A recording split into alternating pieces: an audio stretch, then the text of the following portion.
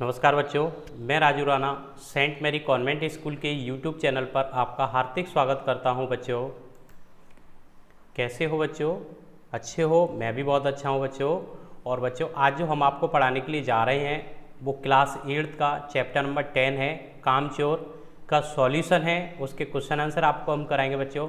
यदि आपने इससे प्रीवियस वीडियो जो व्याख्या वाले हैं चैप्टर 1 to 10 और 1 to 9 क्वेश्चन आंसर हैं बच्चों, वो आपने नहीं देखे हुए तो सबसे पहले आप हमारे Saint Mary Convent School Dholpur की प्लेलिस्ट में जाके उन वीडियो को ज़रूर देखें बच्चों।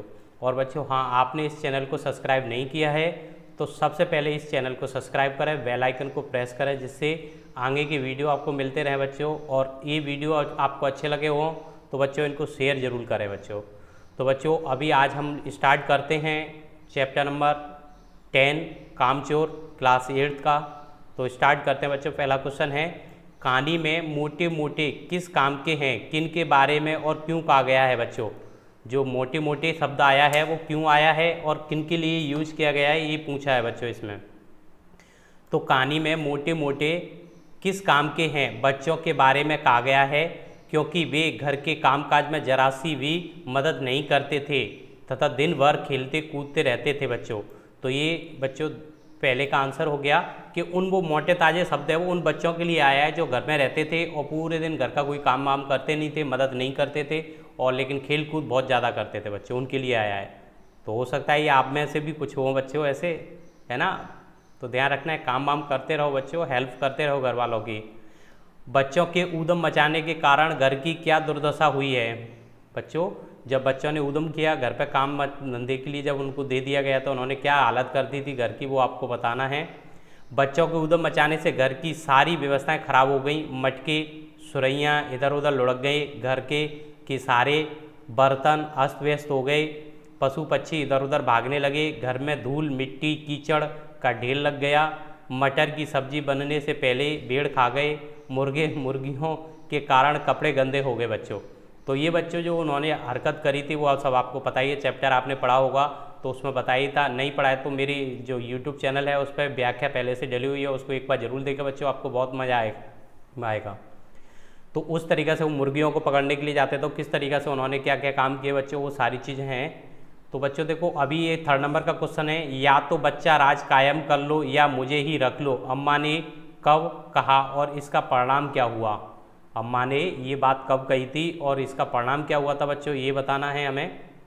तो बच्चों ये बात अम्मा ने बच्चों द्वारा किए गए घर के हालत को देखकर ऐसा कहा था। जब पिताजी ने बच्चों को घर के काम काज में हाथ बटाने की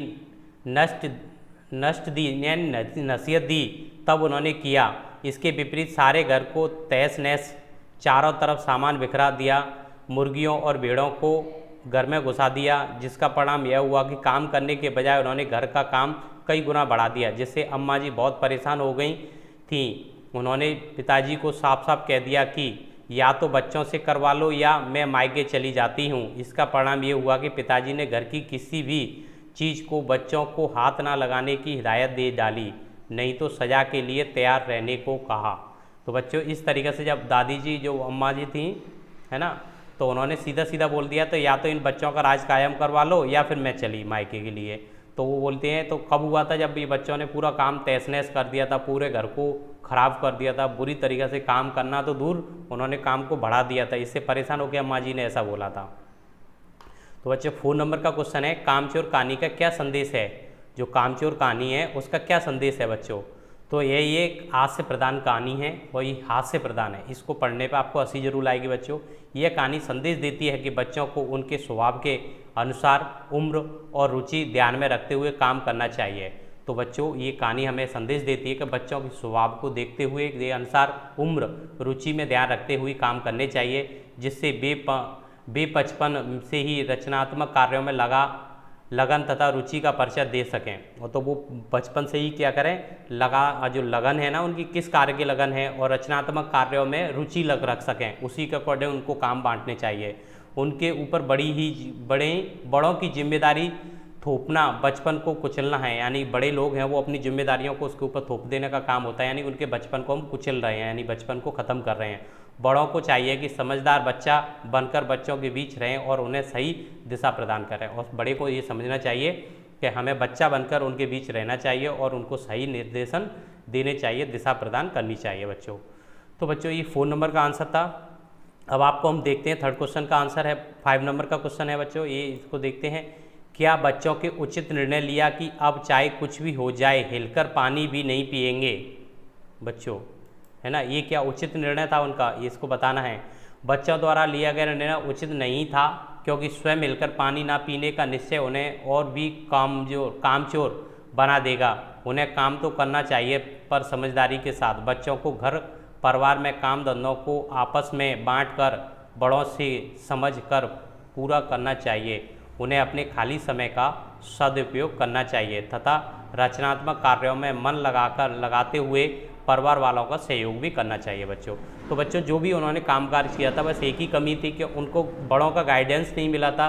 यदि उस काम को वो बांट के करते कि आप 2 बच्चे पेड़ों में पानी देंगे, 2 बच्चे आंगन साफ करेंगे, 2 बच्चे भेड़ों को शांत करेंगे, 2 बच्चे मुर्गियों को लेके जाएंगे, तो इस तरीके के यदि उनको काम बांटा जाता बच्चों तो शायद हो सकता है इस तरीके की नौबत नहीं आती थी।